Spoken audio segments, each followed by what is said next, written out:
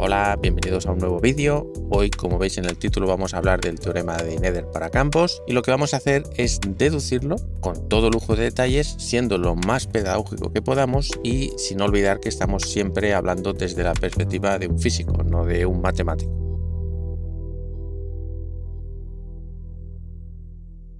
Bueno, la primera pregunta es ¿qué es un campo?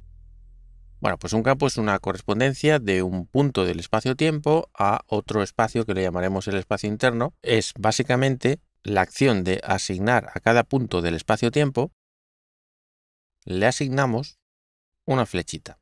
Entonces, esta flechita puede tener dos componentes, tres componentes, una sola componente, etc. Entonces, denotaremos a esta flechita de esta manera. Phi A, como depende de cada punto, pues tendremos el tiempo, la posición, X, Y y Z. Y esta A, pues dependiendo de cuántas componentes tenga este campo, pues irá desde 1 hasta N, ¿vale? Donde insisto que N serían las componentes. Podríamos escribir este campo como, por ejemplo, algo así. Y en principio este campo podría ser complejo, o podría no serlo. Entonces, como ya veremos, si queremos describir un campo con spin, necesitamos que haya más de una componente. Eso ocurre, por ejemplo, en el campo de Dirac, que sabéis que hay 4 componentes. Y también ocurre en el campo electromagnético, el potencial vector también tiene 4 componentes. En este caso, las psi A son números complejos y en este caso, las A's son números reales. Mientras que el campo escalar de Klein-Gordon pues solo tiene un numerito y por tanto no tiene spin. Entonces, ¿el spin está asociado al número de componentes? No, porque fijaos que aquí hay 4 componentes y aquí también, sin embargo, esto tiene spin 1 medio y esto tiene spin 1. El que sea spin 1 medio o spin 1 o cualquier otro spin depende de cómo transforma esta gente. Si queremos describir una partícula con spin necesitamos que haya más componentes. En fin, todo esto se puede tratar de forma genérica, como digo, de esta manera. Pero muchas veces para no escribir tanto, lo que se hace es denotar esta expresión de esta manera sencillita, que es poniendo una X y esa X representa a todo esto, simplemente para escribir menos. ¿Vale? Por tanto, no confundamos el que haya aquí una X con que solo dependa de X. No, no. En este contexto, X es tiempo, coordenada X y Z. Así que lo apuntamos por aquí, que nuestros campos van a depender de X y van a tener N componentes. Y estas cantidades, como digo, pueden ser reales o complejas. En este momento no hace falta detallar más, podemos seguir. Ahora tenemos que hablar de las transformaciones infinitesimales. ¿Por qué? Porque el teorema de Nether conecta esas transformaciones infinitesimales con las simetrías y con las cantidades conservadas. Claro, antes ¿qué teníamos en el teorema de Nether que no era para campos? Pues teníamos que, por ejemplo, la X se transformaba en X más algo a primer orden en epsilon que llamábamos delta de X. Y lo mismo con el tiempo. Y si tenemos más coordenadas, pues lo mismo con las otras coordenadas. Y todo esto, notacionalmente, lo podemos poner como X mu tilde igual a X mu más delta X mu. Y ahora mu es un índice que va desde 0 hasta 3. 0 quiere decir el tiempo y 1, 2, 3 significa pues esta X, esta Y y esta Z. O sea, esto es una forma simplificada de poner todas estas ecuaciones. Esto era lo que teníamos antes en la versión que no sea, digamos, de campos, ¿no? Pues es lo que teníamos. Y esto, si queréis, lo podríamos llamar transformación de un punto, por llamarle de alguna manera. O sea que en definitiva lo que tenemos es que, dado el espacio-tiempo, si tenemos un punto que permitidme que le llame X en vez de X mu, simplemente para simplificar aún más, pero insisto que esta X se refiere al tiempo, a la X, a la Y y a la Z, pues entonces se hace variar, o sea, mover por el espacio-tiempo hasta llegar a otro punto que simplificadamente le llamamos X tilde, y esto es un poco lo mismo que habíamos hecho para el caso en el que no estábamos trabajando con campos. Hasta aquí, en principio, nada nuevo. Ahora, ¿qué ocurre? Que tenemos este nuevo objeto, un campo, que vive en algún sitio. Y al igual que existe un río o una curva integral, digamos, por la que podemos transformar los puntos, pues también debería haber una transformación del campo y de una forma parecida a esto. Es decir, que podemos obtener el campo nuevo, o sea, tilde, o transformado, a partir del anterior, más una cierta magnitud aquí, que le llamaremos variación del campo. ¿Cómo podemos interpretar esto? Dejadme ser un poquito más específico. Vale, así es como se define. O sea que básicamente esta variación lo que nos dice es la resta de estas cosas. Y pensemos también que esto, como son las componentes de un campo, pues una variación significa que si la flechita original es esta, pues después de la transformación, pues a lo mejor se transforma en esta otra. O sea que lo que era antes esto, pues ahora se ha transformado en esto y por eso hay un cambio en la flechita o cambio en el campo. ¿Vale? Recordad que ahora esto puede ser una flechita. Vamos a hacer un parón en el camino para entender lo más que se pueda.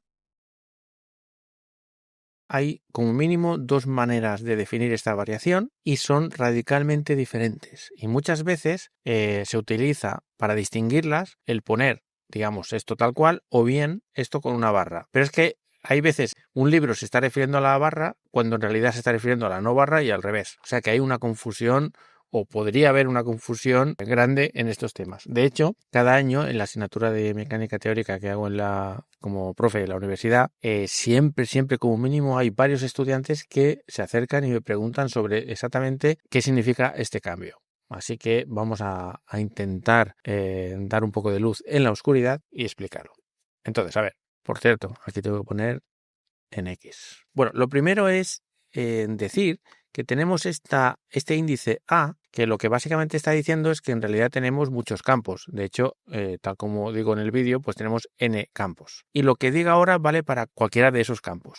Así que permitidme no ponerlo para no enguarrar la anotación. Y entonces lo que voy a definir exactamente qué significa la variación de un campo. Y si hay varios campos, pues será lo mismo para cada una de esas componentes o esos campos. Aparte de eso, simultáneamente puede haber, como he dicho, una transformación de coordenadas.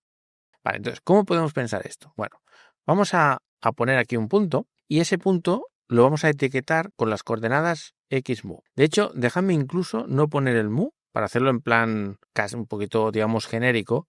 Ya se entiende que esto, o sea, por ejemplo, esto tal como está escrito significa que la x está cambiando.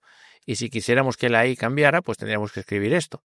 O, por ejemplo, si quisiéramos que el tiempo cambiara, pues esto de aquí, ¿vale? Entonces, cuando escribo solo con la X, es una forma de decir cualquiera de ellas, porque todo lo que se diga para una de ellas vale para el resto.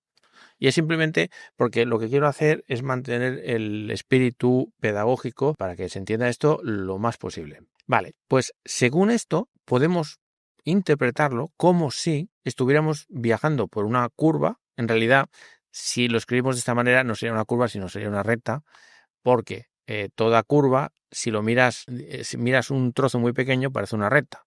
Y esto, como es una aproximación al primer orden, pues en realidad sería una recta. Pero bueno, permitidme la licencia porque queda más bonito que sea una curva, por lo menos en mi mente. Y entonces, ¿a dónde vamos? Pues vamos ni más ni menos, como no podía ser de otra manera, a un punto etiquetado como x tilde, que es, si queréis, el punto x transformado a partir de esta curva integral o si queréis a partir de esta transformación. Es decir, que es básicamente la x anterior más la variación de x, que es algo en teoría infinitesimal, muy pequeño. Hasta aquí, nada más que decir. Vale, vamos ahora a poner esto aquí y esto aquí.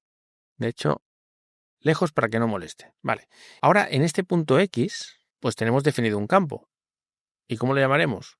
Pues el campo phi, por ejemplo, evaluado en el punto x. Esto es una cosa asociada a este punto. Mientras que en este punto tendremos el campo, pero ahora no evaluado en el punto x, sino en el punto x tilde, lógicamente. O sea, el campo se evalúa, o sea, para saber cuánto vale el campo en cada punto, pues evaluamos en la imagen del campo en el punto el que sea. En este caso, este es el punto x y este es el punto x tilde. Bien, esto también es una obviedad, de momento. Y enseguida va a dejar de ser una obviedad.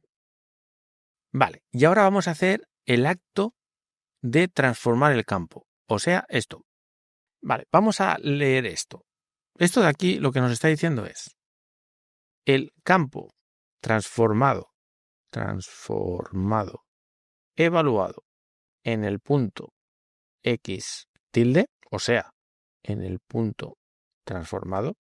De hecho, con esta frase me estoy refiriendo exclusivamente a esto, que es el campo transformado. Sé que es transformado porque aquí hay una tilde y sé que está evaluado en el punto X tilde porque aquí hay X tilde. O sea, es básicamente leer lo que estoy poniendo aquí. Por tanto, lo que decimos es que esa transformación la definimos como lo que vale el campo no en X transformada, sino en la X anterior, o sea, en este punto, más algo arbitrario.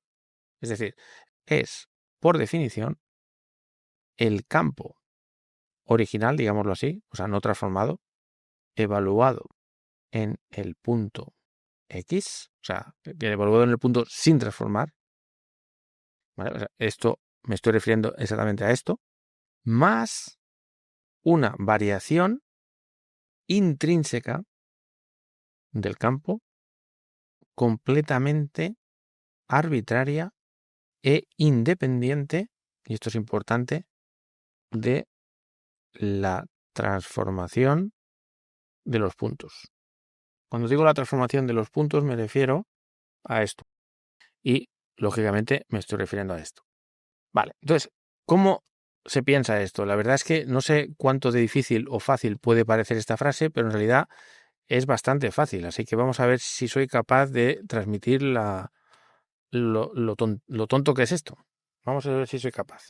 Vamos a poner de color, por ejemplo, a ver, esto es gris. Vale, sí, color gris, vale. Vale, ahora vamos a hacer geométricamente o con dibujitos o con una animación súper tonta lo que es la transformación del campo. Pues lo que hacemos es, cuando hacemos una transformación del campo, lo que hacemos es imaginarnos que el campo este que está aquí se traslada tal cual, como si fuéramos, lo metemos en el maletero del coche y lo llevamos aquí, al punto este X tilde.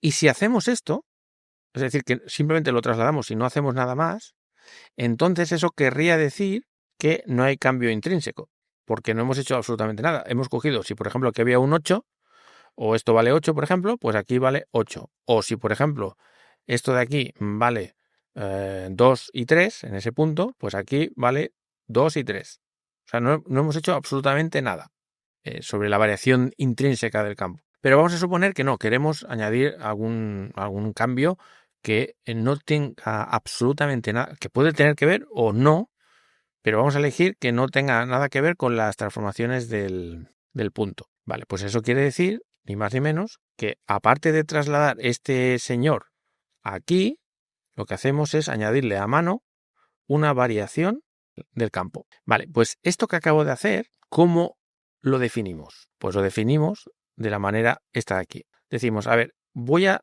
transformar el campo, por eso le pongo la tilde aquí, que consiste en coger este de aquí y trasladarlo ahí, que es esto. Y luego le añado a mano una variación que dependerá del problema y del interés, que sea una cosa o la otra, pero en principio matemáticamente esto es a mano, completamente independiente de esto. Aunque podría depender, ya lo explicaré. Vale, pues esto es el campo transformado, pero claro, ¿es el campo transformado en dónde? Pues en el punto transformado, claro, ¿vale? Y esto es una definición. Definiremos el campo transformado evaluado en el punto transformado como el campo original aquí, lo que valía antes de transformar la X, o sea, evaluado en la X sin transformar, más esta variación. Claro, y alguien puede decir, bueno, ¿y dónde está el problema? Vale, el problema, que tampoco es mucho problema, pero bueno, pero la cosa es la precaución, es que en los libros aparece otra variación del campo, como he dicho, pero con una barra aquí. ¿Vale? Entonces la pregunta es, ¿qué narices es esto? ¿Y cómo está relacionada con la variación que acabamos de definir? Vale, pues a eso voy. Vamos para allá. De momento esto lo podemos poner... Vale, pues para entender eso, vamos aquí y decimos, a ver, esto de aquí lo podemos expresar de otra manera en donde desaparezca, si queréis verlo así, X tilde. Pues sí, porque podemos decir perfectamente que esto, que la X tilde es X más la variación de X. O sea, esto es justamente la definición de X tilde. Lo estoy sustituyendo aquí dentro. Y esto lo dejo exactamente igual. Bueno, supongo que si alguien se lo pregunta, en realidad debería estar haciendo todo el rato esto, que esto es aproximadamente igual a, ¿vale? Porque estamos trabajando a primer orden. Por tanto, entiéndase que cuando se pone un igual, por abuso del lenguaje, en este contexto, siempre hay que mandar a tomar por saco los elementos de orden 2 o mayores en las variaciones. Quiero decir que si, por ejemplo, aparece una variación al cuadrado o una variación por otra variación que es como al cuadrado, todo esto se manda a 0. Vale, pues entonces, ¿a qué es igual esto? Bueno, pues simplemente hago un copy-paste y ahora hago un tailor de esto, que será la función evaluada en este punto sin variar más la variación por la derivada del campo con respecto de x. De hecho, tendría que ser x tilde, porque todo esto es x tilde, ¿eh? O sea, esto de aquí. Vale, y esto de aquí se da igual, o sea, lo copio exactamente igual. Vale, y ahora miremos el asunto. O sea, fijaos, o sea, esto de aquí tiene tildes, y yo lo que afirmo es que esto es exactamente igual a primer orden que la variación de la función con respecto de x. Esto es lo que yo digo. La demostración la veréis más adelante en este vídeo, así que no lo digo ahora, solo digo una frasecilla para calmar la posible angustia que pueda provocar, y es que esto de aquí representa la pequeña variación del campo, o sea, perdón, el campo phi más una cierta variación, y esto es la x con una variación. Pero claro, como todo esto está multiplicado por una variación, entonces al final, cuando expandiéramos esto, poniendo phi más algo orden 1 en epsilon, y lo mismo aquí con la regla de la cadena y tal, veríamos que se cancelarían los órdenes al cuadrado y al final quedaría esto por esto. Creéroslo de momento que se puede hacer y luego más adelante en el vídeo veréis un ejemplo, o sea, una demo de por qué estas cosas funcionan, un poquito más trabajada. Por lo tanto, si ahora copiamos este término de aquí exactamente igual como está, pero cogemos este factor y lo pasamos restando al otro lado, y este factor restando al otro lado, de hecho, voy a poner primero este de aquí, y ahora este. Vale, pues esto es justamente lo que en los libros definen como la variación barra del campo en el punto X. Y si os fijáis, esto que puede parecer un poco extraño sin saber bien a qué se refiere, en realidad es muy fácil, porque se refiere a la variación de la forma funcional. Cuando digo forma funcional me refiero que, por ejemplo, imaginaos que phi de x fuera, no sé, me lo invento, x al cuadrado, por ejemplo, y que esta función con la tilde, claro, al poner tilde significa que ya no es la función phi, es otra. Pues a lo mejor podría ser, pues yo que sé, me lo invento, x al cuadrado más 1.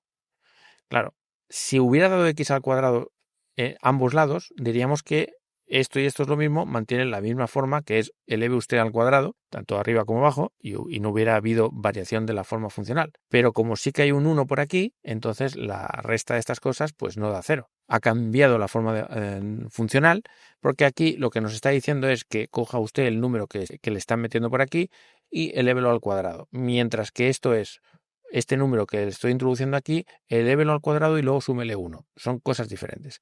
Pues esto es lo que mide esta magnitud. Y eso, hay libros y autores que les gusta mucho trabajar con esta variación. Y hay gente que, como yo, por ejemplo, que no nos gusta tanto. Pero bueno, es completamente equivalente trabajar con una o con otra, ¿eh?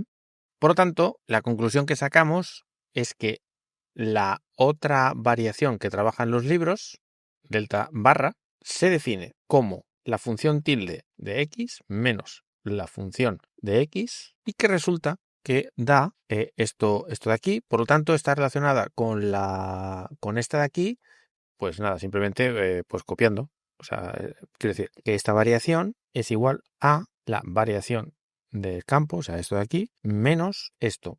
Y si queréis podemos ponerlo ya genérico.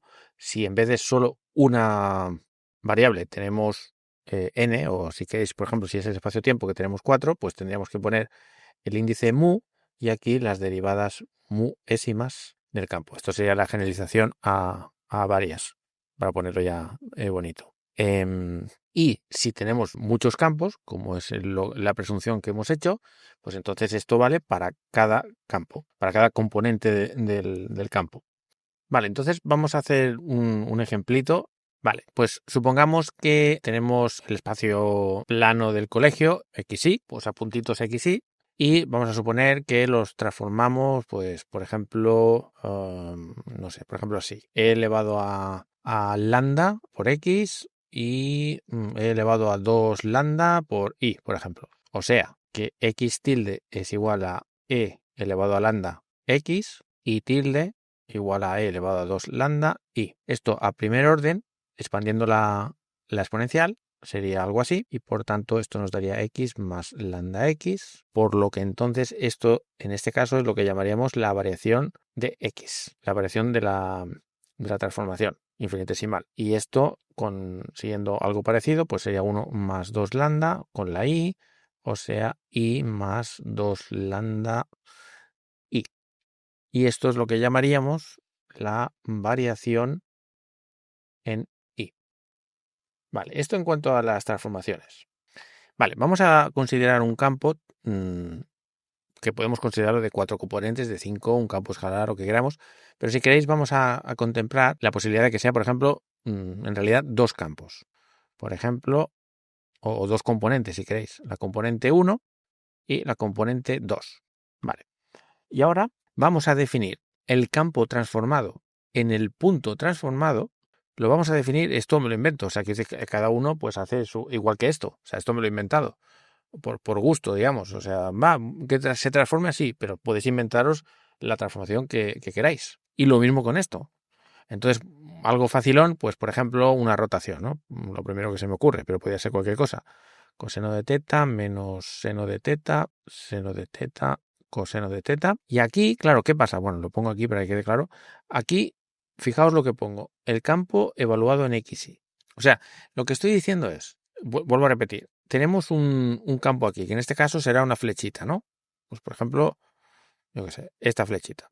Esto será el campo en el punto XY. Vale, ahora nos movemos por la curvita esta, de la transformación esta de aquí, y en este otro punto lo que vamos a hacer es no colocar esta flecha, sino esta flecha girada a un cierto ángulo. Por tanto, esta flecha de aquí, pues girada, no sé, pongamos que le da 180 grados. Puedo poner, bueno, es que en realidad no debería ser tanto porque son transformaciones infinitesimales, así que pues vamos a rotarlo solo, quiero decir, por ejemplo, si sin rotar sería esto, pues vamos a rotarlo un poquito así, por ejemplo, ¿no? Y esto es lo que llamo, por definición, aquí, el campo o sea, transformado, evaluado en el punto transformado. Esto es el punto XY y esto es el punto X tilde y tilde. Por tanto, ha habido una rotación de ángulo teta. Y si alguien se pregunta, oye, pero aquí no había antes un campo, sí, pero ese campo, por ejemplo, imaginad que esta curva siguiera por aquí, ¿no? Pues, ¿qué ha pasado? Que el campo que había aquí antes, pues ahora se ha ido aquí. O sea, es decir, todo el mundo se traslada y por tanto este bicho cuando se mueva aquí, pues ocupará su espacio alguien que venga de por aquí. ¿Vale? Espero que se entienda. Bueno, pues por definición hemos dicho, bueno, si esta cosa le llamamos la matriz de rotación de ángulo teta, pues por definición va a ser esto. Es decir, la flechita que estaba en el punto XY, no en el X tilde y tilde, sino el que estaba en XY y rotado a un cierto ángulo. Por tanto, si ahora hacemos la transformación infinitesimal, es decir, que teta lo consideramos como, por ejemplo, epsilon, algo pequeñito, pues entonces coseno de epsilon se transforma en un 1 a primer orden y el seno de teta en teta, o sea, en epsilon. Aquí tendríamos el campo 1, campo 2, y si multiplicamos esto nos dará, por un lado, campo 1, campo 2, más epsilon, menos campo 2, campo 1. ¿Vale? Si lo hacéis veréis que da esto. Por lo tanto, fijaos lo que tenemos. Como esto de aquí lo podemos llamar perfectamente el campo, sin tilde ni nada, evaluado en el punto XY, lo sabemos porque está evaluado en el punto XY, ¿eh? Esto aunque no lo haya puesto.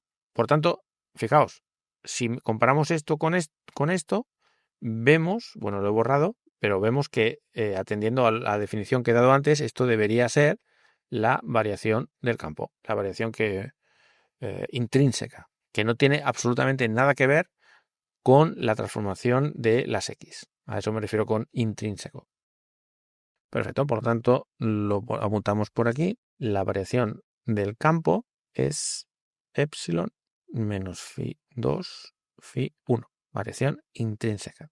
Y luego, si por lo que sea queremos calcular, solo por curiosidad científica, queremos calcular la variación, pero con la barra aquí, bueno, pues podemos ir a esta definición aquí está la definición, pues es lo que hemos obtenido antes menos esto de aquí, que será, como estamos en dos coordenadas, será la variación de x por la derivada con respecto de x del campo. Fijaos que aquí hay una a que significa que hagamos lo mismo para 1 y también para 2. O si queréis, podemos poner en vez de esto, para que quede más claro, el campo enterito, que es el 1, 2, menos, como esto es una suma, recordad, criterio de Einstein, la variación de y por la derivada con respecto de y de nuevo esto de aquí. Y como delta de x en este caso es esto de aquí, por tanto esto será lambda x y esto de aquí será esto de aquí que es 2 lambda i. Pues esto sería el asunto. De hecho voy a sacar factor con un menos y la lambda. ¿Y qué tendríamos? Tendríamos la x, vamos a ver si lo digo bien, por la derivada con respecto de x de esto. Aquí tendríamos x también, pero por la derivada de la componente 2. Y luego esto de aquí sería, la lambda la hemos sacado factor común y el menos también. Por lo tanto sería 2 y la derivada del campo 1 con respecto de x y 2 y la derivada del campo 2 con respecto de, perdón, esto es de y. Estamos hablando de esta y, perdón, y aquí lo mismo. Vale, y por último, dejadme deciros una puntualización muy importante, ya que estamos con todo esto.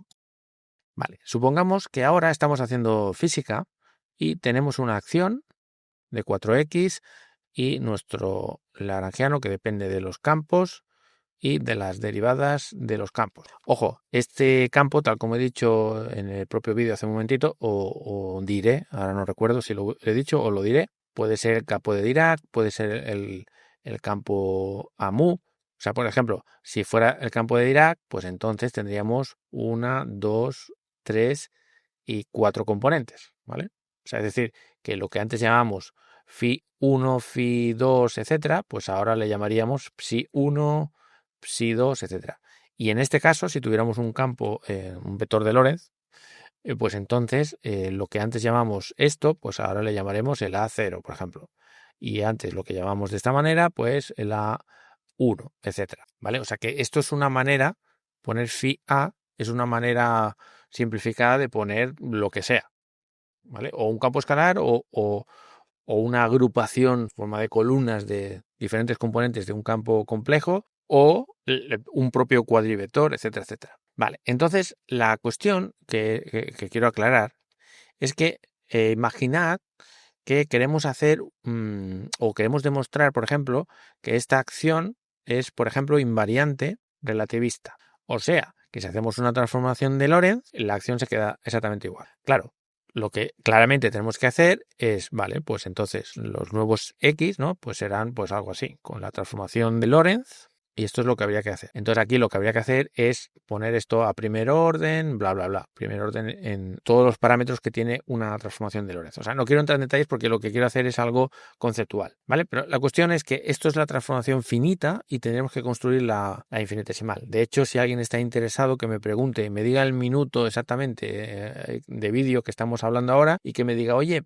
ponme un ejemplo de vídeo donde desarrolles esto un poco. Entonces se lo pongo, porque ahora no tengo un poquito de prisa y no voy a poder parar para buscarlo. Pero si alguien me lo pone, lo busco y le respondo en el comentario. La cuestión es que esto lo que implica básicamente con respecto a lo que hemos ido hablando en este vídeo es que si tenemos un punto, pues habrá una transformación de Lorentz, que desde la visión activa es como pasar a otro punto, que es el punto transformado de Lorentz. Ok, claro, ¿qué pasa?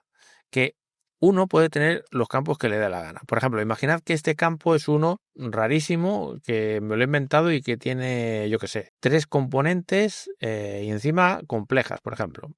Y que esto pues no se sabe qué es, pero no es ningún tipo de vector Lorentz ni nada de eso. Vale, pues entonces, claro, ¿qué pasa? Que a la hora de transformar tenemos que tomar la decisión de decir, bueno, pero entonces cuando hagamos una transformación de Lorentz, ¿cómo transformamos a esta gente? Si lo que queremos hacer es no transformarlos, es decir, que no haya variación intrínseca de estos campos, o sea, que queremos que esto sea cero, por ejemplo, esto lo que en realidad significa es que estamos diciendo que cada una de estas componentes es un campo escalar de Lorentz, ¿vale? Es decir, que al hacer una transformación de Lorentz se queda exactamente igual. Cada uno de estos. Esto es lo que querría decir esta imposición, ¿vale? Repito, si hacemos una transformación de Lorentz en las coordenadas y además simultáneamente imponemos esto, significa o es equivalente a decir cada una de las componentes es un escalar Lorentz.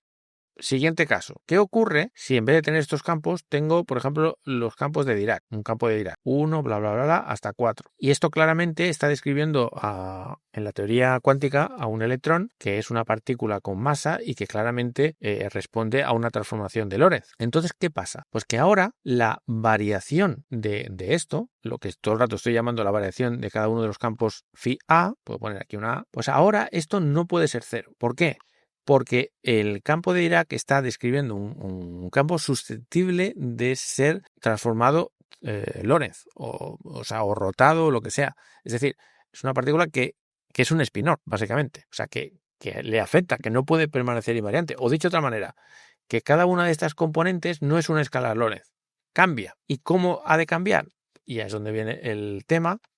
Ha de cambiar siguiendo no recuerdo cómo le llamé a esa matriz, me parece que le llamé la matriz S, eso lo tengo en el curso de electrodinámica. Bueno, de nuevo, si alguien necesita más datos sobre esto justo que estoy diciendo, que me indique el minuto y que me pregunte, que le diré exactamente dónde puede mirar esto que estoy diciendo, por si no ahora mismo no sabe de qué le hablo. Vale, pues esta variación tiene que ver con el hecho de que los spinores están definidos de manera que cuando hay una transformación de Lorentz, hay una matriz S que los transforma. Y por tanto, simultáneamente, si queremos hacer una transformación de Lorentz, si no modificamos esto siguiendo una regla muy clara, que es básicamente la representación del grupo de Lorentz, pero para los spinores, entonces estaremos conceptualmente haciendo un error. Y exactamente el mismo tipo de comentario es para, por ejemplo, el campo AMU, que esto es un vector Lorentz, el campo potencial vector, o el cuadripotencial vector, y claramente cuando se hace una transformación de Lorentz, esto al ser un cuadrivector, pues también cambia. Y entonces no puede ser que nosotros dijéramos esto, sería inconsistente. Si queremos que haya una transformación de Lorentz, necesitamos que A no sea 0, que cumpla precisamente lo que cumplen los cuadrivectores, que es que el transformado va precisamente igual que con la misma matriz de Lorentz que las coordenadas. ¿Vale? Por tanto, la conclusión es que las transformaciones de las coordenadas, digamos, y las transformaciones intrínsecas de los campos son independientes, pero en su caso general, pero deben ser dependientes. Hablo del cambio intrínseco, deben ser dependientes cuando así lo requiera la física, como por ejemplo en una transformación de Lorentz, si esos campos son sensibles a transformaciones de Lorentz, rotaciones, etc. O sea, si son sensibles a los cambios de las transformaciones de las coordenadas del espacio-tiempo, han de cambiar, si no, no tiene sentido ninguno. Pues nada, espero que esto os haya aclarado y si no, me preguntáis abajo en los comentarios. Entonces, una vez dicho esto, vamos a eliminar esto simplemente para escribir menos. Lo vamos a poner por aquí y esto también. Muy bien, por otro lado necesitamos una acción, porque no olvidemos que estamos hablando del teorema de Nether y eso significa que hay una acción susceptible de ser cambiada o no por una transformación para que sea una simetría. Entonces ahora la acción va a depender de un campo y efectivamente va a ser una integral, pero ahora en vez de ser con respecto del tiempo, que era lo que consideramos para el caso que no era campos, ahora vamos a hacer una integral que sea para cualquier punto del espacio-tiempo. Y sea lo que haya aquí, le vamos a llamar L caligráfica, queriendo decir la densidad lagrangiana, y esto será una función que va a depender de los campos y de las derivadas de los campos. Y no vamos a permitir que dependa del punto, digamos, para hacerlo más fácil, y de hecho la mayoría de acciones relevantes para la física no dependen del punto, por lo tanto no vamos a complicarnos la vida. Vale, entonces lo que vamos a hacer es calcular ciertas expresiones que nos van a ser muy útiles para después, y la primera es cuánto vale estas derivadas. Quiero decir, en vez de partir del problema desde el principio, tenemos esto, vamos a hacer una variación, tal, ir encontrándonos con esto y hacer incisos de cómo se calcula, pues sabiendo, en mi caso, sabiendo lo que nos lo vamos a encontrar, pues vamos a calcularlo tranquilamente antes. Bien, para hacer esta derivada, que es lo mismo que expresarlo así, la derivada con respecto de x tilde mu de x nu, pues necesitamos x nu. Pero si recuperamos esta expresión y despejamos la x sin tilde, pasando esta señora al otro lado restando, pues simplemente sustituimos esta x mu por lo que hemos visto que da.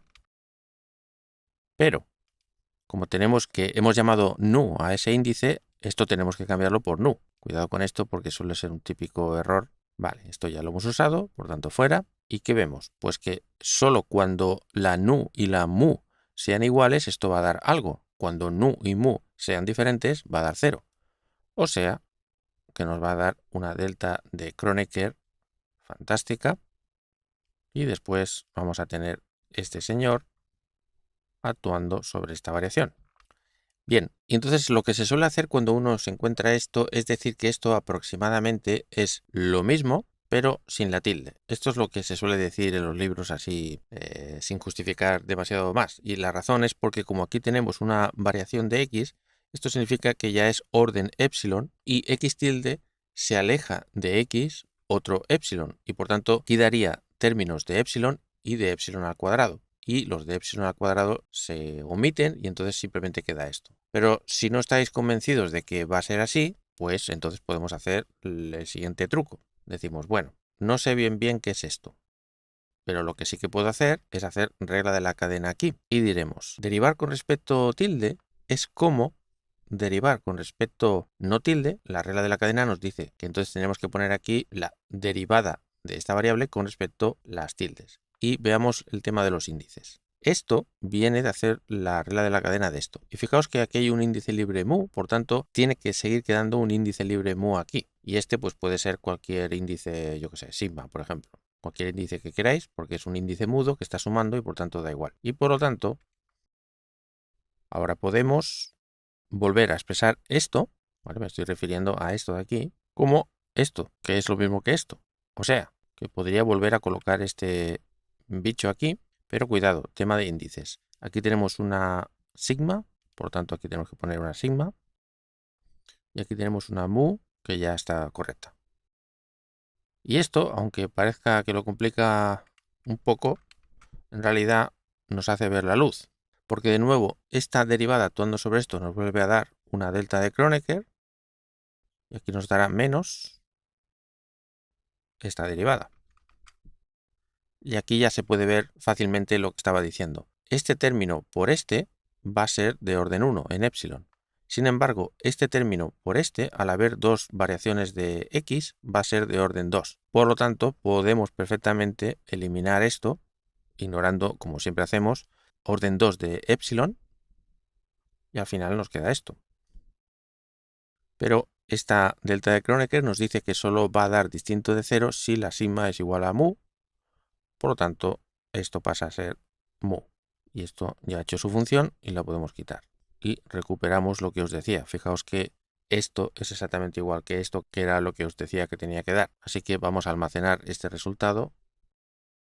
Siguiente punto. Si os acordáis, para el caso no campos, teníamos si la variación en x es lo que sea y la variación en el tiempo es lo que sea, entonces a partir de aquí no tenemos más remedio que admitir que la variación de la velocidad era las cositas que hicimos en el... bueno, dejaré en la descripción el enlace para el caso no campos, por si alguien entra aquí y no sabe de lo que estoy hablando. Pero bueno, básicamente que cuando se elige una transformación para la x y la t, entonces la variación de x punto no se elige, sino que viene determinada por estas variaciones. Pues aquí va a pasar un poco lo mismo. Lo que pasa es que ahora las velocidades, o sea, lo que antes era x punto, es decir, la derivada de x con respecto de t, que era lo único que había, ahora cuando lo generalizamos a campos, lo que va a aparecer son derivadas no de las x, sino, o por lo menos lo que nos interesa son los campos, pues van a aparecer derivadas de los campos con respecto de las variables, por ejemplo, x mu. Pero tendremos los señores tilde y los señores sin tilde. Y por tanto, la resta de estos señores es lo que llamaremos la variación de la, entre comillas, velocidad. O mejor dicho, cambios de ritmo del campo con respecto a las X y las T y todo. ¿Vale? Esto es lo que tenemos que calcular. Lo dejo por aquí para no perder de vista el asunto. Así que vamos a empezar con tanto el campo como el punto transformado. Vale, aquí tenemos la derivada transformada, es decir, la derivada del campo transformado con respecto a la variable x transformada. Esto es exactamente lo mismo que esto. Y aquí podemos aplicar la regla de la cadena. Esta derivada la podemos hacer con respecto de x sin tilde y ponemos un índice nuevo igual que hemos hecho antes y tenemos que multiplicar regla de la cadena por la derivada de x nu con respecto de la variable x tilde con el índice mu que era el que estaba aquí libre. ¿Vale? Esto es, o sea, pasar de esto a esto es regla de la cadena. Y aquí de momento seguimos manteniendo a este señor. Luego ya haremos cositas con él. Y ahora es cuando veis por qué necesitamos calcular esto. O sea, esto de aquí. Entonces lo sustituimos y copiamos lo que ya había. Vamos a decir, vale, pero ¿qué es el campo transformado? Pues el campo transformado lo tenemos aquí. Es el campo sin transformar más la variación del campo.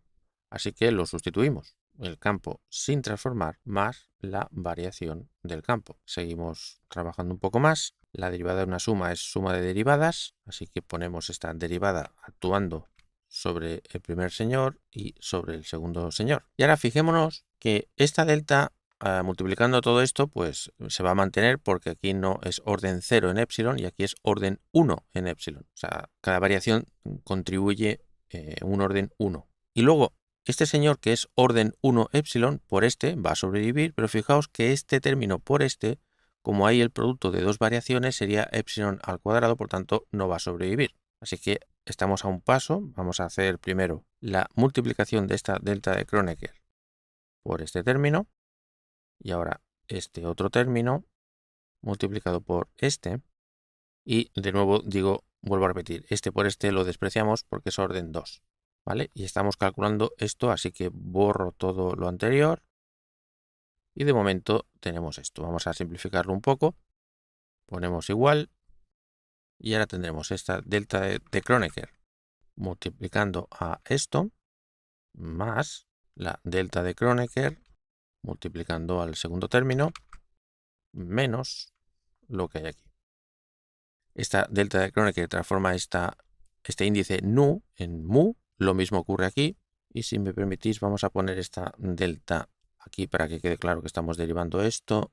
Vale, para hacer un poquito más compacto. Ya lo tenemos. Si recopilamos lo que teníamos al principio, igual a lo que tenemos al final. Y vuelvo a insistir en este tipo de cosas.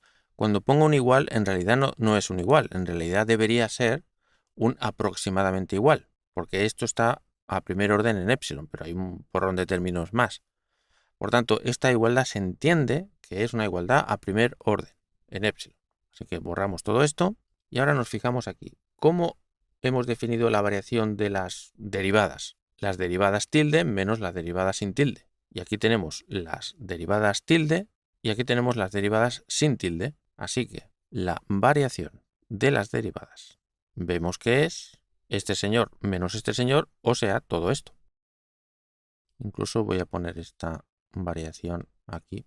A ver, vamos a poner un poco más bonito. Me vais a permitir que cambie de orden esto y enseguida vais a ver por qué.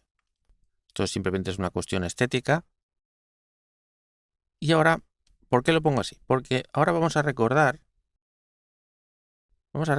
qué era lo que teníamos. Si os acordáis, insisto, dejo el link en la descripción para el caso de no campos.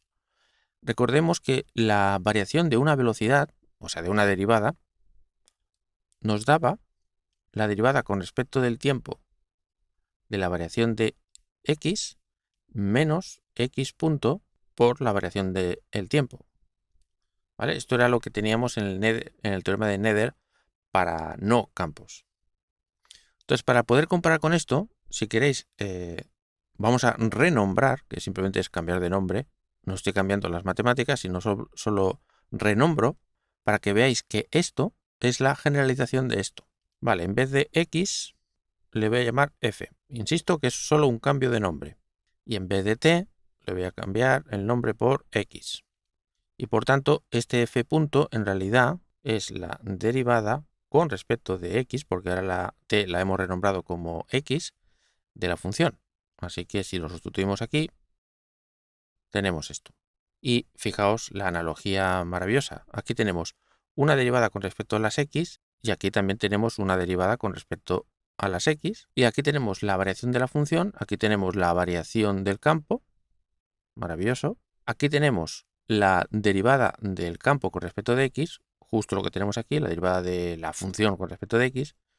Y luego la derivada con respecto... perdón, que se me ha olvidado sustituir esta t por una x, perdón. Y tenemos la derivada con respecto de x, igual que aquí, de la variación de x, que es justo lo que tenemos aquí. O sea que cuadra todo perfectamente. O sea que casi podríamos haber dicho, oye, mirando lo que nos daba aquí, vamos a suponer que esta es la forma que debería tener. Por tanto, esto sería una especie de doble check, ¿no? De que esto tiene una pinta fantástica de que lo estamos haciendo bien. Así que lo voy a copiar bonito aquí a la derecha.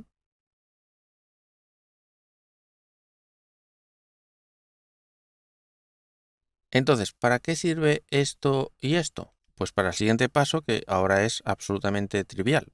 La siguiente cosa que voy a querer calcular es precisamente la variación de la densidad lagrangiana. Y como recordaréis, como ahora esto no es un funcional, sino es una función normal y corriente, una función de funciones, ¿no? Podemos pensar como si esta phi y esta parcial de phi fueran como variables, ¿no? Entonces recordad, si tenemos una función de dos variables y queremos calcular la variación de la función, pues esto a primer orden es la derivada parcial con respecto de x por la variación de x más la derivada parcial con respecto de y de la variación de y, tal como hicimos en el vídeo que os dejo abajo en la descripción. Entonces, aplicando la misma historia, aquí vamos a tener la derivada parcial de la densidad lagrangiana con respecto del campo por la variación del campo más la derivada parcial de la densidad lagrangiana con respecto a la otra cosa, que es una derivada parcial, por la variación de esta cosa. Y, como veis, este término ya lo tenemos porque es justamente la transformación que estamos haciendo, esta variación del campo. Y este término es justamente el que hemos calculado. La variación, claro, esto de aquí se escribe de esta manera de forma compacta, ¿eh? La derivada con respecto de x mu se puede poner como parcial mu, que significa esto notacionalmente. O sea que, fantástico. Ya solo nos falta un último punto y hemos acabado. Esto, si queréis, lo voy a poner de forma más compacta, ¿vale? Esto de aquí, tal como acabo de decir, es la variación de la derivada mu del campo. Así hacemos notación más chachi y más compacta.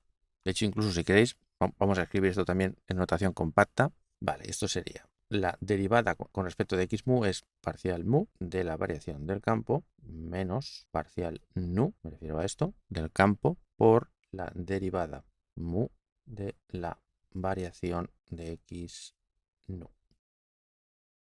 Y aquí no pongo nada porque fijaos que como hay una tilde, habría que escribirlo de una forma rara, por ejemplo, yo qué sé, por ejemplo, algo así, y no quiero liar ahora con eso. Así que dejo la notación, entre comillas, normal aquí y ya está. Vale, entonces dejo esto apuntado por aquí y ya estamos a un paso de calcular la variación de la acción. ¿Cómo se define la variación de la acción? Pues se define exactamente igual que lo hicimos para el caso de no campos, que es la acción para el campo transformado y la x transformada menos la acción tal cual, sin transformar. Estamos haciendo de forma análoga a como lo hicimos en su momento, ¿eh? Entonces, vamos a ver. Lo primero que hacemos es copiar este término de la misma manera que hay aquí. O sea, esto es lo mismo. Y ahora vamos a copiar este término, que es esto, y ahora es donde viene la sutileza. Veamos. Las x no son x, son x tilde. Por tanto, aquí tenemos que añadir que esto ahora estamos haciéndolo o calculándolo en las x transformadas. Pero los campos también están transformados, por lo tanto, también tenemos que poner tilde aquí y si me permitís, tilde aquí también, ¿vale? O sea, esto no lo quería hacer, pero bueno, esto significa esto de aquí. Entonces, tal como hicimos para el caso de no campos, Para poder juntar estas integrales necesitamos hacer un cambio de variable para relacionar x tilde con x y de esta manera juntar las integrales. Insisto, de forma análoga a como hicimos para el caso de no campos. Pero esto es relativamente fácil porque tenemos el cambio de variable aquí esperando hace un rato. Y además tenemos nuestras maravillosas derivadas. Y en realidad estas relaciones la podemos llamar, si queréis, la matriz jacobiana. ¿Por qué? Pues porque cuando tenemos un cambio de variable, la matriz jacobiana es una matriz, como su nombre indica, de las derivadas de una variable con respecto de la otra. Y por tanto, para relacionar una variable con otra, recuerda que tenemos que hacer el determinante en valor absoluto. Así que si calculamos este determinante, ahora ya es el jacobiano, y como las x tildes están aquí abajo, pues entonces significa que tenemos que poner d4x tilde, y todo esto es lo que va a ser precisamente d4x. Y claro, tal como veis, diréis, hey, por un momento, que yo no quiero esto, yo lo que quiero es esto, que la tilde no esté aquí ni aquí, sino que esté aquí, de manera que aparezca la tilde aquí. Básicamente porque queremos transformar de tilde, o sea, de tilde a no tilde. Y efectivamente tenéis razón. Por tanto, no es exactamente esto, pero casi, porque si os fijáis, la derivada de tilde con respecto de no tilde, esto de aquí, al derivar esto con respecto a no tilde, nos va a dar una delta de Kronecker y aquí la derivada de esto, o sea, con un más. Así que, por suerte, es una tontería. Simplemente pongo la tilde aquí y esto pasa a ser un más y ya lo tenemos. Entonces ya podemos pasar olímpicamente de esto. Por lo tanto, tenemos que calcular este determinante. Vamos a hacerlo, pero vamos a hacerlo de una forma pedagógica y rápida, porque para hacerlo bien habría que estar un buen rato, pero enseguida os voy a dar unos cuantos argumentos para que veáis que esto tiene que ser tal como os voy a decir ahora mismo. Veamos, vamos a apuntar esto por aquí. Bueno, de hecho, esto no hace falta que lo apunte porque lo tengo apuntado ahí arriba. Solo esto es lo interesante y esto también. Lo dejamos por aquí. Vale, vamos a ver un caso simple y viendo este caso simple enseguida vais a ver cuánto va a dar a esto y por qué. Imaginemos que solo tenemos dos variables, x e y. Nada de tiempo x, y z, sino simplemente dos variables. ¿Cuál sería la matriz jacobiana? Bueno, el primer término, que sería el 1, 1, o sea, la nu son las filas y la nu las columnas, pues tendríamos 1, 1, la delta de 1, 1 es un 1. Vale, luego tenemos más, estamos en la fila 1, columna 1, ¿eh? Por lo tanto, tendríamos la derivada de la variación de x1, o sea, de x, con respecto de x1, o sea, x. Muy bien. Vamos a la fila 1, columna 2. Por lo tanto, ahora ya estos números son diferentes y por lo tanto esto da 0 más fila 1, o sea que seguimos derivando la variación en x. Y ahora como estamos en la columna 2, esto es la y. Y si seguimos haciendo, pero que os convenzcáis de que esto va a dar y esto 1 más la derivada de la variación en y con respecto de y. Muy bien. Si ahora hacemos el determinante de esto, pues esto va a dar esta señora multiplicado por esta señora menos esta señora por esta señora de aquí. Y aquí es donde viene la magia. Porque fijaos, esto es de orden epsilon, me refiero a esto, y es de orden epsilon porque aquí hay una variación de x. Y lo mismo tenemos aquí, esto es de orden epsilon. Y aquí tenemos orden epsilon y de nuevo orden epsilon. Y como está multiplicando, pues todo esto es de orden epsilon al cuadrado. Que, como bien sabéis, a primer orden, porque, bueno, claro, esto no lo he dicho, pero lo vuelvo a decir. La variación de la acción, como todas las variaciones que estamos haciendo aquí, la queremos calcular a primer orden en epsilon. Por tanto, esto al ser epsilon cuadrado, el orden ya, entonces no lo cargamos. Y aquí fijaos lo que va a dar. Tenemos 1 por todo esto, más esta derivada por 1 más esta. Pero esta la volvemos a menospreciar porque es de orden epsilon cuadrado. Así que solo sobrevive la derivada esta de aquí. O sea que puesto bonito a primer orden tendríamos un 1 más, vamos a poner este por cuestiones estéticas primero y luego este. Claro, dejo como ejercicio que comprobéis que si lo hubiéramos hecho para el caso x, y z, os aseguro que saldría 1 más. Y si añadimos el tiempo, que es ya el caso completo, digamos, pues entonces aquí se añadiría lo mismo, porque el tiempo juega un papel idéntico a las posiciones. Y todo esto se puede poner de forma simplificada como la derivada muésima de la variación muésima, porque este índice, al estar repetido uno arriba y otro abajo, significa suma, por tanto es suma de cosas, y cada una de estas cosas pues va adoptando el valor 0, que sería el tiempo, o 1, que sería la x, o 2, que sería la y, etc. O sea, que aunque no lo he demostrado, solo lo he demostrado para caso 2×2, supongo que ya se ve que esta expresión, que podría parecer muy complicada, en realidad nos da lo siguiente, que este señor, o sea, este diferencial de volumen espacio-temporal, va a ser a primer orden este determinante, que es 1 más esto, por el elemento de volumen sin transformar. Así que ya podemos borrar todo esto. Copiamos esto de aquí. De hecho, ya puedo borrar esto porque es el paso intermedio. Y ahora, esta diferencial tilde la sustituimos por lo que acabamos de obtener. De hecho, déjame ponerlo esto en un orden más bonito. Vale, vamos a comprobar, de nuevo, como hemos hecho antes, que esto es la generalización obvia del caso de no campos. Si os acordáis, para el caso de no campos, el dt tilde era 1 más la derivada con respecto del tiempo de la variación del tiempo. ¿Vale? Repito, esto está en el vídeo que os dejo abajo en la descripción. Y si renombramos, para comparar, habíamos cambiado la x por una función y el tiempo lo habíamos cambiado por x, ¿no? Aquí la x no aparece en ningún sitio, por lo tanto esto no hace falta, pero sí que cambiamos la t por x, o sea, renombrando, solo es un cambio de nombre para relacionarlo más cómodamente. Así que aquí pondríamos una x tilde, aquí una x y una x. Y fijaos que tiene toda la pinta, vamos, o sea, es 1 más derivadas de las variaciones, igual que aquí. Lo que pasa es que, claro, como estamos en más dimensiones, pues entonces aparece este sumatorio. Pero es completamente análogo a lo que ya obtuvimos para el caso de no campos. Por tanto, hacemos un doble check en nuestra mente diciendo esto tiene que estar bien. Y como os podéis imaginar, si estoy haciendo este vídeo es porque sé que está bien, ¿vale? Pero lo hago básicamente para decir, oye, si eres un estudiante que está ahí haciendo calculitos, ¿cómo puedo saber si lo que estoy haciendo es una tontería o va por buen camino? Pues este tipo de cosas es algo saludable de hacer para comprobar que no estamos haciendo cosas rarísimas. Y luego, tal como vimos en el capítulo anterior, teníamos que hablar de la densidad lagrangiana esta, que si veis, aquí no he puesto el tilde, digamos, ¿no? Vale, entonces, lo que podemos hacer con esto es decir, bueno, a ver, esto es, digamos, escrito así mal y pronto, sería como algo así, ¿no? No sé cómo pone esto, como derivadas del campo tilde, digamos, ¿no? O sea, dicho en plan así a lo bestia, ¿no? Pero esto, viendo esta expresión de aquí, es algo así como el lagrangiano del campo más la variación del campo. Lo estoy escribiendo así a lo loco, sin las as, y, en fin, solo para que veáis a dónde quiero llegar.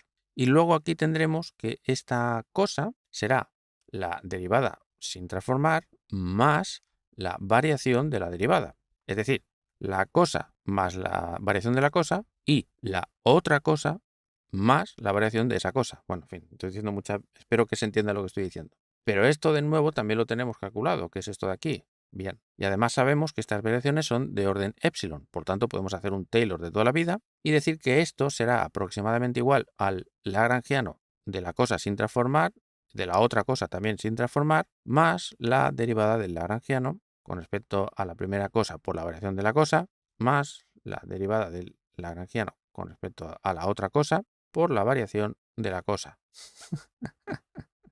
Como veis, me gusta mucho decir cosa. Y claro, ¿qué es esto?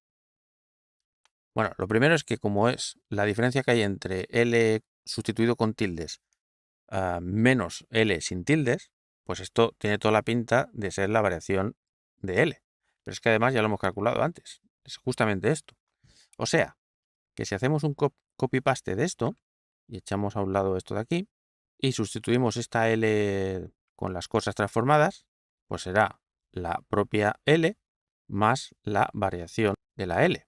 ¿Vale? Muy bien. Pero además, como estas integrales son integrales con respecto a la misma variable, hacemos lo que hicimos la otra vez. Resta de integrales es la integral de la resta. Así que podemos juntarlo todo, como ya hicimos en el caso anterior. Supongo que estáis viendo que si no os acaba de entender esto es porque a lo mejor no habéis visto el vídeo anterior y entonces es altamente recomendable que lo veáis porque es todo mucho más sencillo y se puede ver todas estas manipulaciones que estamos haciendo, pero en un caso más sencillo para coger, digamos, una base o una soltura mental, digámoslo así, ¿no? Y si queréis, dejadme omitir esto simplemente para escribir menos para que se vea lo que estamos haciendo. Claro, ¿qué vemos aquí? Vale, aquí lo que vemos es que cuando multipliquemos 1 por todo esto, pues va a dar todo esto. Y luego vamos a multiplicar esta señora por esto. Y si me permitís, vamos a poner la L a la izquierda, porque esta derivada solo actúa sobre esta variación, no sobre la L, y así no hay duda ninguna. Y de nuevo ocurre lo mismo. Este término es de orden epsilon y este término también es de orden epsilon, por tanto, epsilon por epsilon sería epsilon al cuadrado y lo despreciamos. Y por último nos queda esta L por aquí. Y entonces ya veis lo que ocurre. Esta L se va con esta L de forma análoga a como pasaba en el caso de no campos. Conclusión, pues que solo sobrevive esto. Y vamos a hacer el doble check otra vez. ¿Qué era lo que daba para el caso de no campos? Pues para el caso de no campos, la expresión que obtuvimos era esto de aquí. Y si volvemos a cambiar de nombre, en vez de t la llamamos x, pues fijaos que es inmediato ver que esto tiene la misma estructura que esto. Por lo tanto, en nuestra mente hay otro doble check de que esto tiene que estar bien. Primero porque parece que no hemos fallado en los cálculos y porque además da la generalización al caso de no campos, vamos. Así que si sustituimos ya finalmente lo que es cada cosa, empezando primero por la variación de L, o sea, de L caligráfica, tendremos esto y esto de aquí también. Así que maravilloso. O sea, de momento lo que hemos calculado simple y llanamente es si nos dan una acción de la forma tal y aplicamos una transformación infinitesimal así, entonces la variación a primer orden en epsilon es esto de aquí. O sea, para enunciar el teorema de Nether hay que manipular esto de la forma muy parecida a como os dije en el capítulo anterior, ¿vale? O sea, recordad esto, mira, sería algo así como en el vídeo anterior cuando dije esto es la expresión lila. Bueno, pues lo que estoy diciendo es que para demostrar el teorema de Nether y también para ver la magnitud conservada, necesitamos la expresión azul.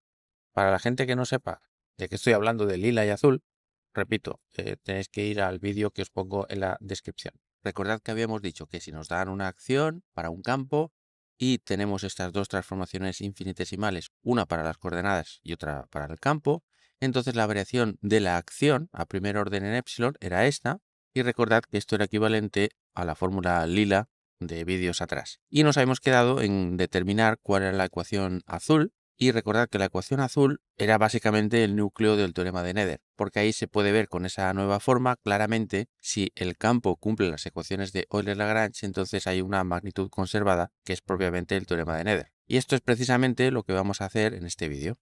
¿Hay algo que podamos hacer para que la fórmula azul no sea un infierno calcularla? Pues sí, lo que vamos a hacer es simplificarnos la vida y hacerlo en el caso siguiente. En vez de que haya 4 coordenadas espaciales, vamos a poner que solo hay una, que le llamo x.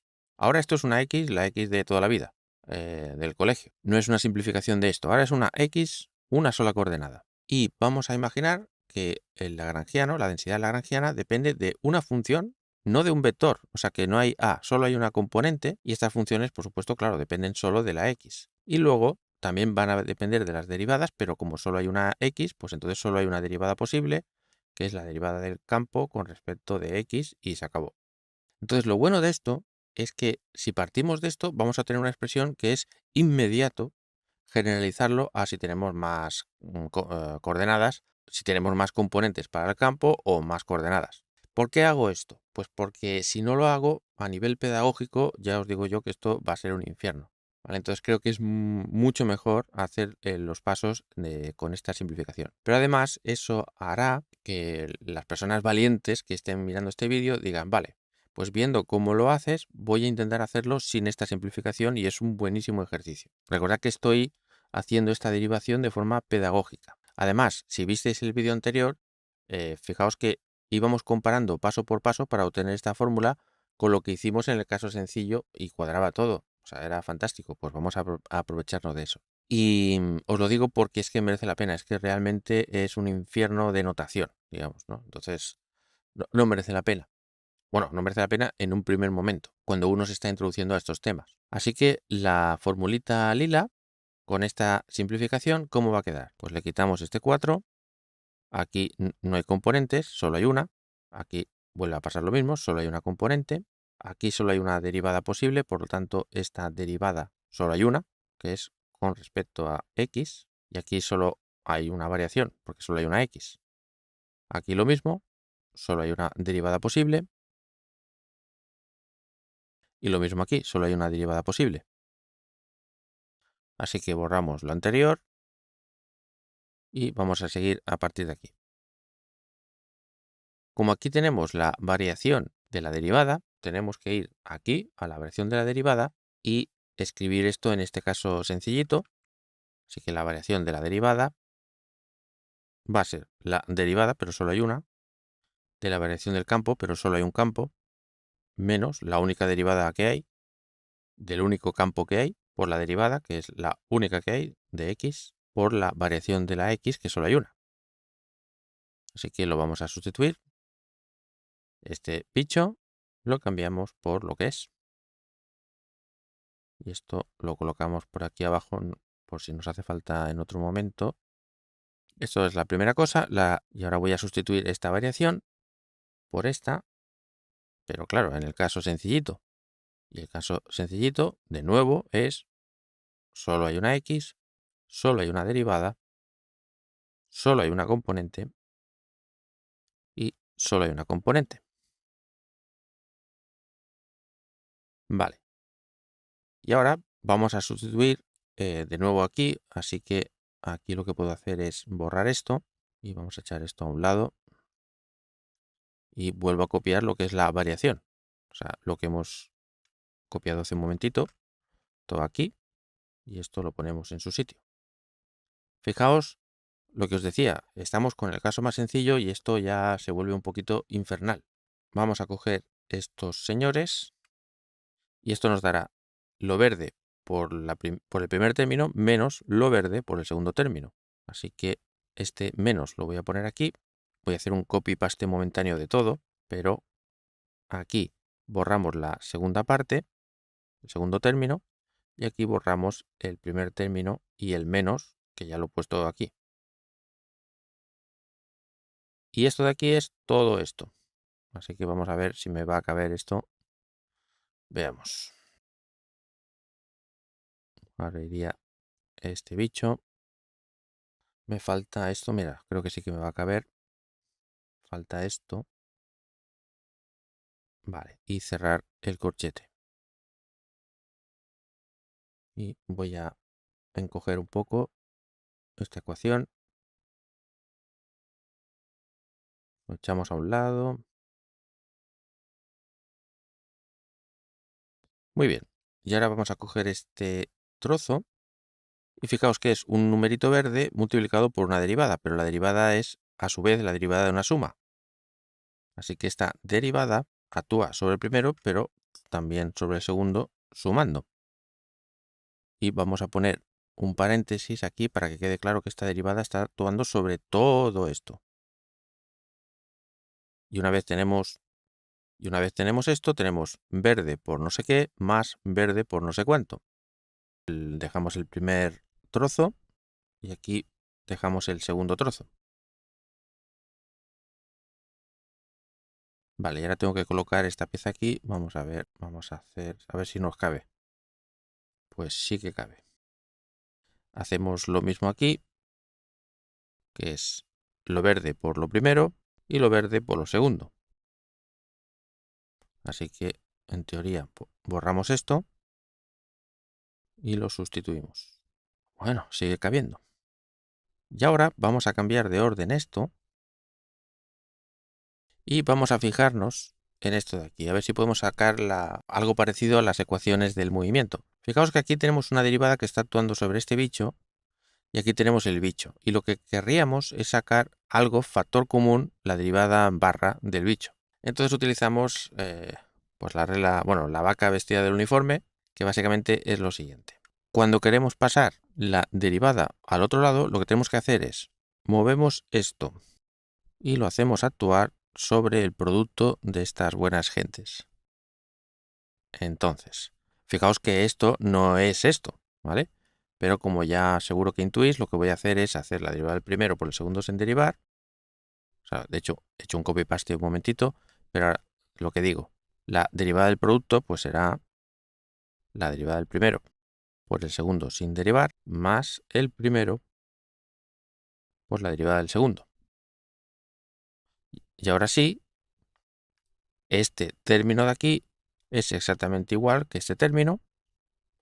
Por lo tanto, lo despejamos. Pasamos esto restando y por tanto esto es igual. Y como no me va a caber, vamos a hacer una cosita. Vamos a hacer un hueco y vamos a sustituir este trozo, que es este trozo, por estas dos cosas. Pero en vez de copiarlo tal cual, déjame poner primero este término más el otro término. Perfecto. Acabamos de colocar lo que falta. Y ahora sí, conseguimos lo que queremos. Muevo esto un momentito para arriba para sacar factor común, la variación delta, perdón, la variación barra del campo. Factor común. Y hemos conseguido una cosa esperanzadora. Vamos a ver si soy capaz de... Sí que cabe. La cosa esperanzadora es que resulta que estos son, cuando las igualamos a cero, son las ecuaciones, o en este caso ecuación de... Digo ecuación porque aquí en el caso sencillito que estamos haciendo solo hay una ecuación. Pero si esto lo hiciéramos en el espacio 1 más 3, pues estos serían las ecuaciones de Euler-Lagrange. Estas igualadas a cero. Que recordad que nos dan las curvas buenas en el sentido de que son las curvas reales del sistema, de cómo realmente se va a mover. O sea, la dinámica del campo, vamos.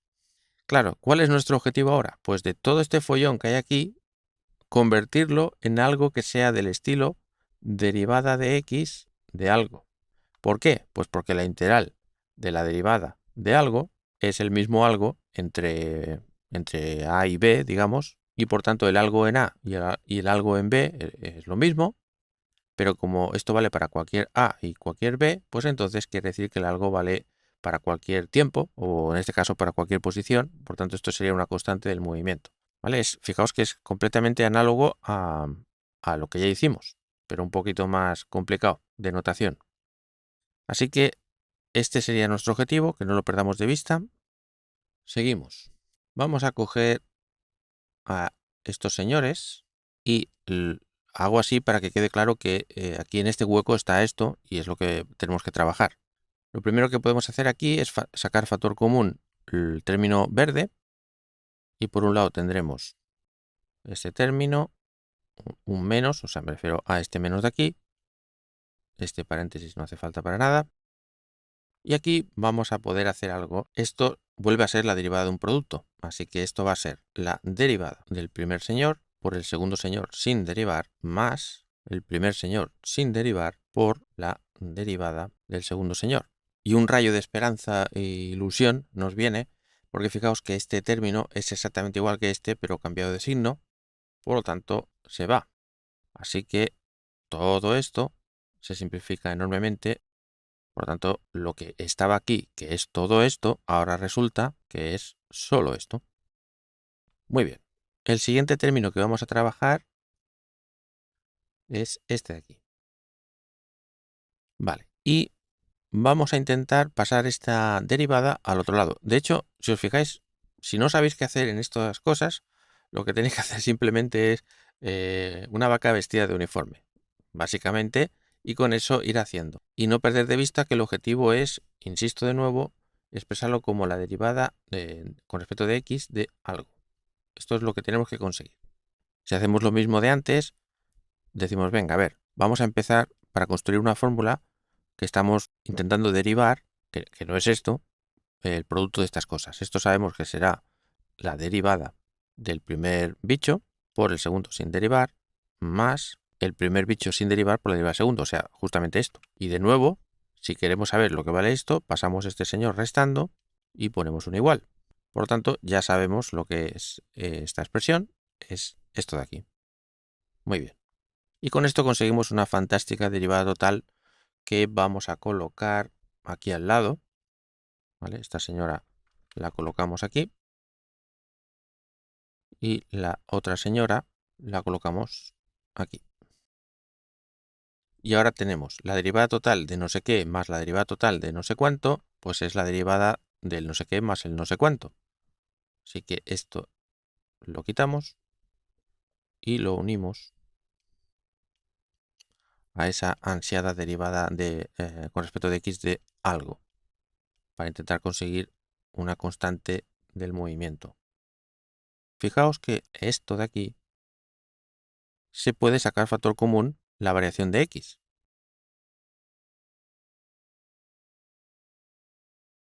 Bueno, ya falta poco.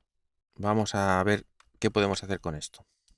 Claro, como el lagrangiano depende del campo y de las derivadas del campo, si queremos hacer la derivada total, las reglas de la derivación lo que nos dice es que esto será la derivada del lagrangiano con respecto del campo por la derivada del campo con respecto de x, y como L también depende de la derivada, pues será la derivada parcial con respecto de la derivada por la derivada de esto, o sea, de la derivada, vamos. Y aquí ocurre un milagro maravilloso. Vamos aquí de nuevo y vamos a sustituir lo que acabamos de obtener. Entonces, como aquí hay un menos, déjame poner un paréntesis y voy a sustituir esto que acabo de calcular, o sea, todo esto. Pero este menos entra dentro del paréntesis, convierte esto en un menos y esto en un menos. Este paréntesis ya no hace falta. Y si miramos aquí tenemos una derivada con respecto a la derivada, ¿correcto? Y luego la derivada de la derivada. Lo mismo que aquí. Aquí un más, aquí un menos, se tacha. Pero, para nuestra alegría, aquí tenemos lo mismo que aquí, pero cambiado de signo. También se tacha. O sea, que todo esto es 0. Y esto sí que merece una risa bien grande. Nuestro sufrimiento ha acabado. Por tanto, esto fuera y vamos a ver qué hemos obtenido. Muy bien, pues vamos ahora a volver al mundo cuadridimensional. Vale, esta es la fórmula que acabamos de obtener, que sería, por cierto, sí, lo digo, esta era la fórmula azul de los vídeos anteriores. Bien, pues si estuviéramos en el caso genérico, ¿cómo se escribiría esto? Bueno, lo primero es que en vez de tener solo un diferencial de x, tenemos 4. En vez de solo una componente, tenemos n componentes. En vez de solo la posibilidad de derivar con respecto de una de las variables, tenemos con respecto de las 4 variables. Aquí lo mismo, en vez de derivar solo con respecto de una, derivamos con respecto de todas ellas. Y si alguien se pregunta que cómo es que pongo el mismo índice mu que este, bueno, es básicamente porque, fijaos que, bueno, hay una regla por ahí que dice que si estamos en el numerador y en el denominador, ¿no? Y tenemos un índice abajo en el denominador, esto representa una cosa que tiene un índice arriba en el numerador. Si has llegado hasta aquí, me imagino que esto lo sabes, pero bueno, al menos que no quede así en la nada sin haber dado una explicación. Y claro, si tenemos una cosa con un índice arriba y queremos que esto sea un escalar, pues tenemos que contraerlo con otro índice abajo, insisto, para que esto sea un escalar, porque es que la acción es un escalar, no es una matriz. Aquí de nuevo tenemos una A, que por cierto, esta A con esta A también se está sumando, ¿eh? O sea, aquí en todo momento tendríamos que poner que hay un sumatorio por ahí escondido desde A, o sea, desde 1 hasta n. ¿Vale? O sea, esto hay que hacerlo para cada componente del campo A. Y aquí más de lo mismo. En vez de una sola derivada, tendremos cada una de las derivadas. Aquí vuelvo a copiar lo anterior para no escribir tanto. Aquí tenemos n componentes y aquí tenemos no solo una variación de una coordenada, sino de las 4 o de las que haya. Y de nuevo tengo que poner este mismo índice aquí para que sume, para que sea un escalar, etc. Y esto es para un espacio-tiempo, 1 más 3, y para un campo n dimensional. Es decir, lo más genérico posible. Y recordad que esto eran las ecuaciones, ahora sí, ecuaciones de Euler-Lagrange. O sea, es decir, esto igualado a 0. Por tanto, ya podemos enunciar el teorema de Nether para campos. Si hacemos estas transformaciones y resulta que la variación de S para esa transformación es 0, entonces tendremos que esto es 0. Esto sería el primer paso. Y si, además de ser una simetría, déjenme apuntar aquí que esto es la condición de simetría. O sea, hasta aquí solo tenemos una simetría. O sea, que esta transformación induce una simetría, es decir, que deja la acción a primer orden en epsilon invariante. Pero si además trabajamos con, entre comillas, curvas que hacen 0 esto, o sea, solo nos preocupamos de los campos que sean solución de las ecuaciones de Euler-Lagrange, entonces esto es 0 y tenemos esta expresión. Llegados a este punto, como esto es un vídeo pedagógico, dejadme deciros, así sin demostrar, que esto implica que esta derivada es 0. Esto, habría que argumentarlo bien, tiene que ver con dos cosas. Uno, la ecuación de continuidad y dos, con efectos de frontera. Pero esto sería demasiado sofisticado para discutirlo aquí, ¿vale? Pero si alguien está viendo este vídeo y ya tiene conocimientos, ya sabe de lo que estoy hablando. Y esto es básicamente el teorema de Nether, o la conclusión del teorema de Nether. Pero vamos a expresarlo también en función de la variación del campo, porque también suele aparecer en los libros. Vale, entonces hacemos copy-paste y simplemente sustituimos esta variación barra utilizando esto de aquí. Si queremos despejar la barra, tenemos que pasar esta cosa al otro lado, restando. Así que una vez lo tenemos despejado, si queréis voy a poner este aquí. Pero cuidado porque aquí hay un índice mu que está sumando y aquí aparece otra vez el índice de mu. Cuidado con esto, hay que cambiarlo por otro, pues por ejemplo, no sé, por nu, por ejemplo.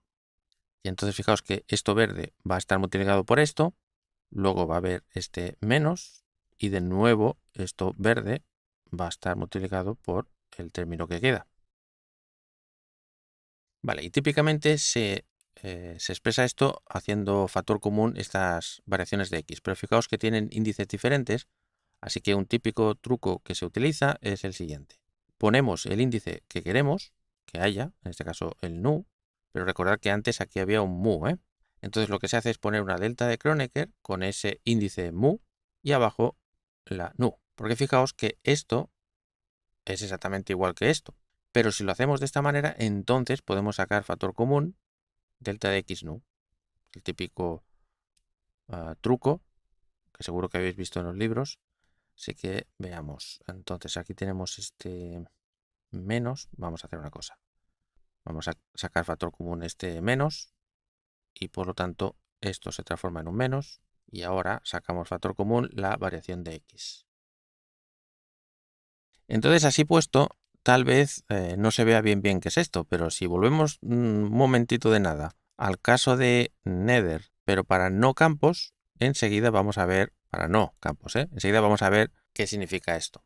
Para no campos aquí tendríamos la derivada de L, pero no densidad, estamos, insisto, en no campos. Pues tenemos esto con respecto a la derivada, pero la única derivada que aparecía en no campos era x punto. Y la única derivada que aparecía en no campos, pues es otra vez x punto. Esto sería L, esto da igual porque esto aparece, digamos, porque estamos en 4 dimensiones, esto ahora no importa, simplemente estoy haciendo una comparación para ver con qué puede ser que tenga que ver esto, ¿no? Pero si os acordáis, esto de aquí es justamente la definición del momento canónico conjugado. ¿Y qué es esto? Px punto menos L. Pues es justamente la definición de Hamiltoniano, que a veces tiene que ver con la energía y a veces no. Y en la mayoría de casos tiene que ver con la energía, pero bueno, esto no entro ahora. Si tienes interés en este tipo de cosas, hay un capítulo en el curso de mecánica teórica en el que hablo de estas cosas.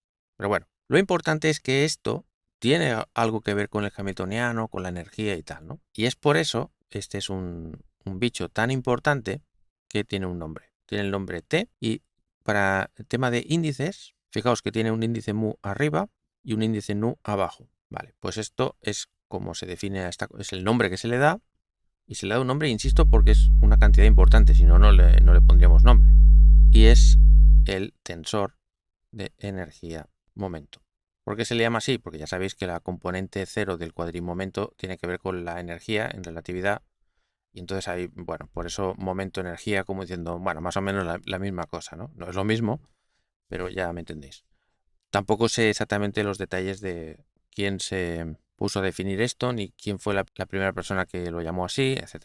O sea que posiblemente haya muchos sitios, libros o donde sea, que hayáis visto esto pues escrito de esta manera. Y por último deciros que esto de aquí recibe un nombre que se llama la cuadricorriente o corriente conservada. Así que esta es otra manera de expresar el teorema de Nether. Que vuelvo a decir, para acabar, que si tenemos una transformación que resulta ser en una simetría, entonces para el caso concreto de las soluciones de las ecuaciones de Euler-Lagrange, tenemos un cuadrivector corriente que se conserva, que quiere decir que su divergencia, o sea la derivada parcial mu j mu, es cero. Pues nada, muchas gracias por ver este vídeo y hasta el siguiente.